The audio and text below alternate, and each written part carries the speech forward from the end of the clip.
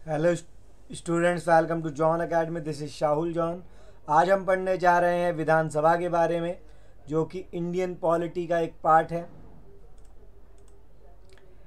जैसा कि आपको पता है कि हमारे देश भारत में 28 स्टेट्स हैं और 9 यूनियन टेरिटरीज़ हैं। इसमें जो इंडिया में जो यूनियन लेवल पर जो कानून बनाती है संस्था वो पार्लियामेंट है, और जो स्टेट लेवल पे कानून बनाते हैं वो स्टेट लेजिस्लेचर है, यानी कि विधान सभा है। जैसा कि आप देख सकते हैं यहाँ पर एक गवर्नर होता है यहाँ पर, और एक लेजिस्लेचर में दो पार्ट होते हैं लेजिस्लेचर के।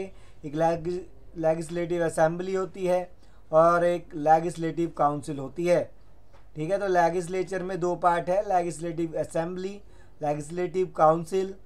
और उस पर जो गवर्नर होता है हर एक स्टेट में, जो कि आप वीडियो में देख सकते हैं गवर्नर के बारे में भी। इसमें है composition of the state legislature, कि किस तरीके से विधानसभा या स्टेट लेजिस्लेचर की रचना होती है। अधिकतर स्टेट्स के अंदर लेजिस्लेचर कंसिस्ट करता है एक गवर्नर को, और एक लेजिस्लेटिव असेंबली होती है यानी कि विधानसभा होती है, जिसका मतलब है स्टेट में एक यूनिकैमरल लेजिस्लेचर होता है। और कुछ स्टेट्स के अंदर दो हाउस होते हैं लेजिस्लेचर के, जो है लेजिस्लेटिव असेंबली यानी कि विधानसभा, और एक होती है लेजिस्लेटिव काउंसिल जिसको विधान परिषद कहा जाता है। गवर्नर के अलावा होते हैं ये दो पार्ट, यानी कि दो हाउस होते हैं, जहाँ पर टू हाउस को the legislature is known as bicameral, जहाँ पर ये दोनों होते हैं, जहाँ पर विधानसभा विधान परिषद यानी कि लेजिस्लेटिव असेंबली या लेजिस्लेटिव काउंसिल होती है उसको बाई कैमरल कहते हैं। और जहाँ पर सिर्फ एक ही होती है, चाहे वो विधानसभा हो या विधान परिषद, उसे यूनिकैमरल कहा जाता है। 6 स्टेट्स में बाई कैमरल लेजिस्लेचर है, जो कि लेजिस्लेटिव असेंबली को और लेजिस्लेटिव असेंबली को लोअर हाउस या पॉपुलर हाउस के नाम से जाना जाता है। और जो जिस 6 स्टेट्स में बाई कैमरल लेजिस्लेचर है उनके नाम हैं Andhra Pradesh, Maharashtra, Karnataka, Orissa, Telangana, Bihar, Uttar Pradesh. The legislative council is called as upper house. जैसा कि हमें पता चल गया है कि लेजिस्लेटिव असेंबली को लोअर हाउस कहते हैं, और लेजिस्लेटिव असेंबली को लोअर हाउस कहते हैं, और लेजिस्लेटिव काउंसिल को अपर हाउस कहा जाता है। यहाँ पर आप लेजिस्लेटिव असेंबली को कंपेयर कर सकते हो लोकसभा से, यानी कि विधानसभा को आप कंपेयर कर सकते हो लोकसभा से, और लेजिस्लेटिव काउंसिल यानी कि विधान परिषद को आप कंपेयर कर सकते हो राज्यसभा से। ठीक है, just as Lok Sabha has been made powerful at the union level, जैसा कि लोकसभा एक यूनियन लेवल पे पावरफुल है, वैसे ही लेजिस्लेटिव असेंबली पावरफुल है स्टेट्स में, यानी कि विधानसभा जो होती है वो स्टेट में पावरफुल होती है। फिर है लेजिस्लेटिव असेंबली यानी कि विधानसभा। इसका जो वर्णन है, इसके बारे में जो एक्सप्लेन किया गया है वो आर्टिकल 170 में किया गया है, अनुच्छेद 170 में किया गया है। विधानसभा को लोकसभा के सिमिलर आप मान सकते हो। 84वें अमेंडमेंट में यानी कि 84वें 84th संशोधन में एक्ट 2001 में जो लोकसभा या विधानसभा की सीटों को फ्रोज कर दिया गया है, यानी कि वो ना बढ़ेगी ना घटेगी 2026 तक, यानी कि अगर कुछ भी इसमें कमी या बढ़ोतरी होती है तो 2026 के बाद ही अब विधानसभा या लोकसभा की सीट के अंदर बढ़ोतरी या कमी देखी जाएगी।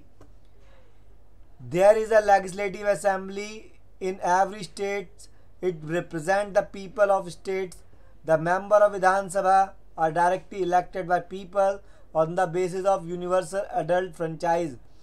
और जो विधानसभा है वो रिप्रेजेंट करती है पीपल को ऑफ द स्टेट के, और जो विधानसभा के जो मेंबर्स है डायरेक्टली चुने जाते हैं, इलेक्ट होते हैं लोगों के द्वारा बेसिस पे यूनिवर्सल अडल्ट फ्रेंचाइज के द्वारा, यानी कि जिनकी उम्र 18 वर्ष हो चुकी है या उससे ऊपर है, तो वो ही विधानसभा में के मेंबर्स को चुनते हैं।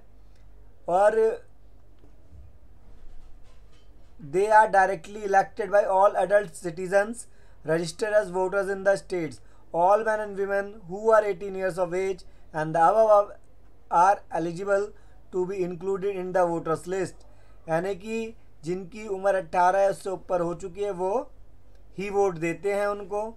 Members are elected from territorial constituencies। Every state is divided into as many constituencies as number of members to be elected।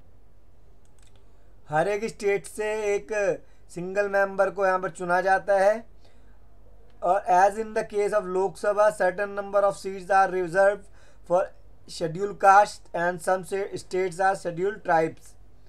कुछ सीट्स शेड्यूल कास्ट के लिए आरक्षित कर दी गई है, रिजर्व कर दी गई है, और कुछ सीट शेड्यूल ट्राइब यानी कि अनुसूचित जनजाति के लिए रिजर्व कर दी गई है। और जो ये सीटें हैं जो कि 2026 तक, जो कि अब ना बढ़ेगी ना घटेगी 2026 तक, वो बेस्ड है 1971 के पॉपुलेशन सेंसस के अकॉर्डिंग के ऊपर ही बेस्ड होता है ये। फिर है इम्पॉर्टेंट पॉइंट्स क्या हैं इसके। The number of Vidhan Sabha members can not be more than 500 and not less than 60। विधानसभा के जो मेंबर हैं 60 मिनिमम होने चाहिए और 500 से ज़्यादा नहीं होने चाहिए। और यहाँ हम देख रहे हैं कि विधानसभा के सबसे ज़्यादा हाईएस्ट सीटें किस राज्य के अंदर। यूपी में 403 है, वेस्ट बंगाल में 294, महाराष्ट्र में 288, बिहार में 243। पर यहाँ पर कुछ एक्सेप्शन है। यहाँ पर हमने पढ़ा था कि 60 से कम नहीं होने चाहिए, यानी कि लेस देन 60 नहीं होने चाहिए मेंबर। पर कुछ राज्य ऐसे हैं जिनकी सीटें 60 से भी कम हैं।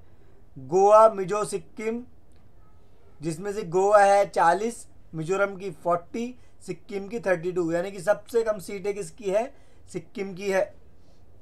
पर हमने पढ़ा था कि 60 से कम नहीं होना चाहिए, पर यहाँ पर एक्सेप्शन है ये 3 राज्य।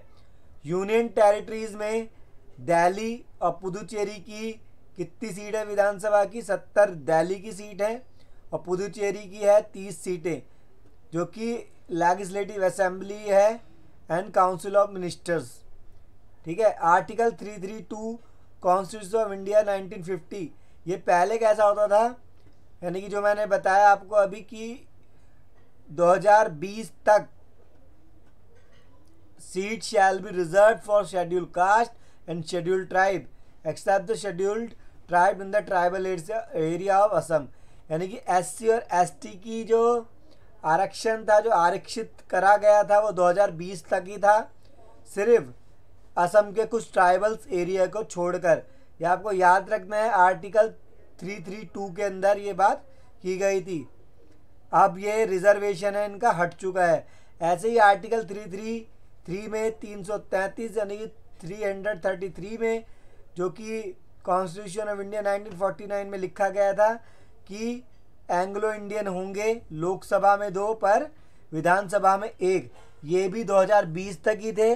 अब इनको हटा दिया गया है, इनको कोई रिजर्वेशन अब नहीं मिलता है, इनकी सीटों को रिजर्व नहीं किया गया है, जो कि सन 2020 तक ही था। क्वालिफिकेशन क्या है विधानसभा का मेंबर बनने की। इंडिया का सिटीजन होना चाहिए, 25 साल उम्र पूरी कर चुका हो वह व्यक्ति, और वोटर लिस्ट में नाम हो, और किसी गवर्नमेंट जॉब में ना हो, और किसी प्रॉफिट के पोस्ट पे ना हो। फिर है presiding officer the speaker. The member of Vidhan Sabha elect their presiding officer. The presiding officer is known as the speaker. Vidhan Sabha किसको इलेक्ट करती है? अपने प्रिसाइडिंग ऑफिसर को, जिसको स्पीकर के नाम से जाना जाता है, Vidhan Sabha speaker. The speaker preside over meeting of the house and conduct the proceedings. और जो स्पीकर होते हैं मीटिंग को करवाते हैं और कंडक्ट करते हैं प्रोसीडिंग्स को। He maintain order in the house, allow the member to ask question and speak. ये मेंटेन करते हैं, जो विधानसभा में बैठते हैं उनसे क्वेश्चन पूछते हैं, उनके क्वेश्चंस को सुनते हैं, जो उन्होंने काम करा वो सुनते हैं। He puts bill and other measures to vote and announce the result of voting. ये रखते हैं बिल्स को, उनको देखते हैं कितने वोट्स आए, अनाउंस करते हैं रिजल्ट्स ऑफ वोटिंग को। The speaker does not ordinarily vote at the time of vote. और जब वोटिंग होती है तो स्पीकर को वोट देने का अधिकार नहीं होता है। हाउएवर ही में exercise casting vote in the case of tie. ये अपना पर वोट तब जरूर दे सकता है जब दो पार्टी के बीच में टाई हो जाता है। The deputy speaker preside over the meeting during the absence of speaker. अगर स्पीकर एब्सेंस होता है तो डेप्यूटी स्पीकर बनाया जाता है। He is also elected by assembly from amongst its member. और ये अपॉइंट इलेक्ट करा जाता है असेंबली के द्वारा ही डेप्यूटी स्पीकर। अब हम पढ़ रहे हैं power and function of state legislature. Legislative power. The legislative council is less powerful. Legislative council less powerful in making laws than the state legislative assembly. जो legislative council होती है उसकी पावर कम है थोड़ी legislative assembly से। A bill has to pass through the legislative assembly first, then it is forwarded to legislative council. जो bill है सबसे पहले legislative असेंबली में जाता है, उसके बाद ही लेजिस्लेटिव काउंसिल में जाता है। फाइनेंशियल पावर में with respect to the money bill the legislative assembly of the state holds the supreme power. जो मनी बिल पे भी सबसे ज़्यादा पावर लेजिस्लेटिव असेंबली रखती है। The state finance are sanctioned and controlled by the legislative assembly of the state. जो state finance sanction होती है या कंट्रोल होती है लेजिस्लेटिव असेंबली के द्वारा स्टेट की।